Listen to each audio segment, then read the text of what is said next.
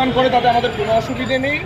আমরা ওনাদেরকে বলেছি আপনারা হাইকোর্টের অর্ডার মেনে অবস্থান করুন, যা করতে চাইছেন সেটা করুন আপনাদের প্রতিবাদ, কিন্তু কোনো রকমভাবে অর্ধনগ্ন হয়ে, এটা একটা পাবলিক প্লেস, বহু লোক এখান দিয়ে যাতায়াত করে, কোনো রকম পাবলিক ডিসেন্সি যদি ভায়োলেট করা হয় সেটা আমরা অ্যাকসেপ্ট করব না।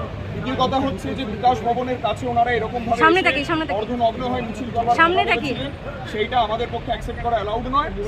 যারা অর্ধনগ্ন হয়েছে আমরা তাদেরকে এখান থেকে সরাতে বাধ্য হয়েছি। বাকি ওনাদেরকে আবার আমি অনুরোধ করছি, ওনাদের লিডারদেরও বলা হচ্ছে ওনাদের যেরকম ভাবে হাইকোর্ট যে অর্ডারগুলো করে রেখেছেন, যে গাইডলাইন্স দিয়েছে, ওনারা সেই অর্ডার পালন করে নিজেদের অবস্থান করুন। হাইকোর্ট তো আপনাদেরকে বলেছে ধীরে চলো নীতি নিতে, আপনারা কি কোনো পারমিশন তো চাইনি? হাইকোর্ট তো আপনাদেরকে ধীরে চলো নীতি নিতে বলেছে। হাইকোর্ট যে অর্ডার দিয়েছে, যেখানে বসতে বলা হয়েছে, যেরকম ভাবে করতে বলা হয়েছে, সেইটা ওনারা করলে কোনো অসুবিধে কিছু নেই এবং আমরা সেটা ওনাদের কমিউনিকেট করেছি। কিন্তু কোনো রকম যদি পাবলিক নুইসেন্স ক্রিয়েট করা হয়, অর্ধনগ্ন হওয়ার চেষ্টা করা হয় বিকাশ ভবনের সামনে বা কোনো মিছিল করে, সেটা পুলিশ প্রশাসন অ্যাকসেপ্ট করবে না, অ্যালাউ করবে না। আমরা অ্যাকর্ডিংলি যতটুকু নেসেসারি মিনিমাম অ্যাকশন নেওয়ার সেটা আমরা নিয়েছি। ডেমনস্ট্রেশন করার আগে তারা আপনাদেরকে জানিয়েছিল?